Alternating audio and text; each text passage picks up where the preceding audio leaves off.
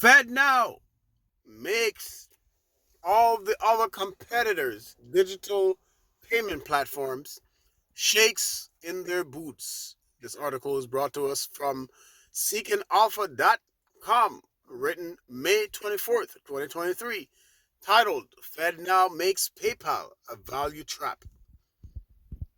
Let's dive into the history of PayPal. It is important to understand PayPal's history and business model to get a better idea of why the introduction of FedNow is such a big deal. When PayPal started back in the day, it was the de facto payment layer for the internet. It made it easier to pay your friends and buy things online, and in return, the company charged a transaction fee for its services. As a result of this first mover advantage, the company built up a strong network effect. Want to send money to your friend? Better get a PayPal account. Want to pay for something online without getting scammed? Buy through PayPal. However, over time, the equation has changed. Buying online from merchants has gotten much safer as technology has improved and increased competition from the likes of Stripe, Amazon, Apple, Shopify, and others have listened consumers' need for any specific payment type. The PayPal button still enjoys increased conversion during checkout as a result of the company's existing user base, but checkout with PayPal is no longer a material user acquisition channel. That's why they're dissing PayPal up. PayPal, you just step your game up. You're gonna go partner with Ripple. So why is PayPal seeing having growth challenges? While the relative volume of P2P, person to person payments, is small as just over a quarter of all PayPal's transaction volume, the market need it fills is much more important. In the US, the easiest way to pay someone with instant settlement is via Venmo or PayPal.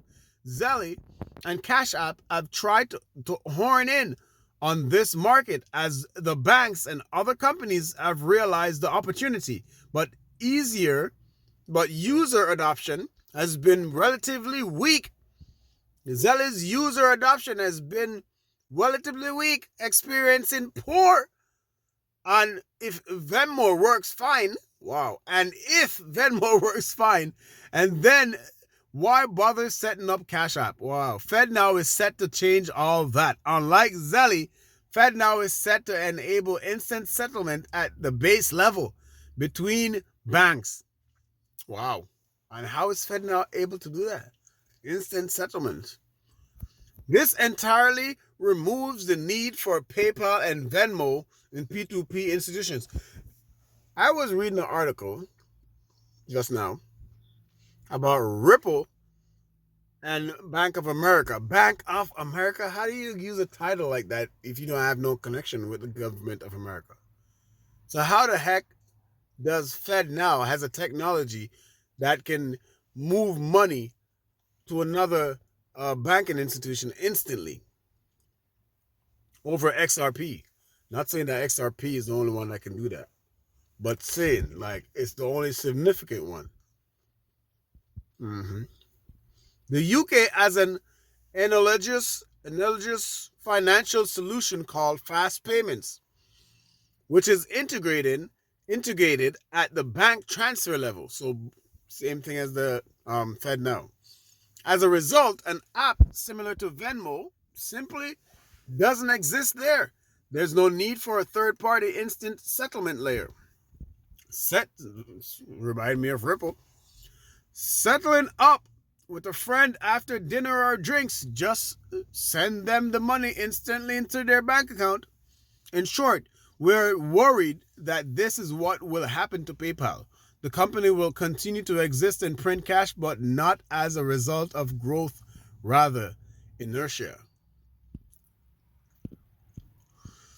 Oh my God. So this all brings us to the valuation and what PayPal might be worth in light of the changes on the way in the industry. Right now, the stock is trading at low, lower than $100 for a company that has been seen as historically strong as PayPal. Yo, that's messed up. But PayPal was just the dream, though. PayPal was just the idea. Like, what's up with these guys? Why are they going in hard on PayPal? Let's just wrap it up. Let's wrap it up. Summary. Here's the bottom line. PayPal is struggling to grow. These guys are literally killing PayPal. Like PayPal started, of course you're gonna have other rivals. Somebody's gonna come up. Any company that come up with a solution, there's always gonna be another solution that comes up one day to rival you and to make you look like you didn't know what you were doing, like you were sleeping behind the wheel. Here's the bottom line. PayPal is struggling to grow. It's no longer a necessary payment layer for merchants given the robust competition in the space. Robust! And they're acting like as if this remittance market is not going to grow. It's going to grow. You hear the word used to describe the market? Robust competition in the space, and is about to face serious headwinds in the important P2P market. Person to person money. Stella has been telling them about it. We struggle to see how PayPal will hang onto market share and TPV, given that TPV accounts for the lion's share of PayPal's revenue. We think flatlining growth could turn into TPV declines, and the stock is fully priced for that. Yo, the man them said them rate PayPal to sell. Them a try to kill, and them a try to kill PayPal. You some of them people in the ramp now, listen, yo, you gotta be careful of the articles you read, Because the author didn't have to emphasize so much about how PayPal is losing its business and its grounds. So, PayPal wasn't gonna be there forever, right? There's a reason why FEDNOW was introduced, or it's being introduced right now.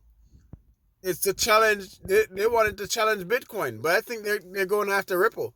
That's why they're putting the chokehold on Ripple right now, because the facts are in their documents. They know that Ripple is not a security, but they're holding it back so that FedNow could be released this July and be in operation before Ripple, so it can have a good starting ground.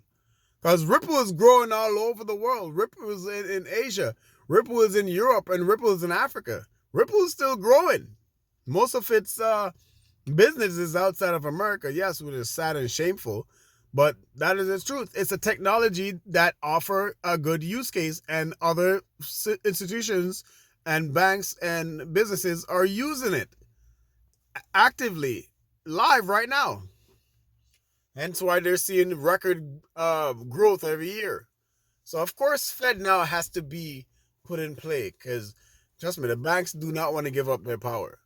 They do not want to give up their power. And the fact that Ripple owns over 50% of XRP back in the past, I don't know if they changed all of that, because I heard argument about that they might change it, but I don't know yet. But I know back then they had majority of the shares in XRP. Right? So now, of course, we all saw this. I saw this. The government is not going to just give up like that, especially when it comes to their money. But then again, Ripple is not designed, our XRP is not designed to kill the dollar. It was designed to enhance the dollar. And until the government and the so-called leaders see that, there's always going to be confusion when it comes to XRP solution.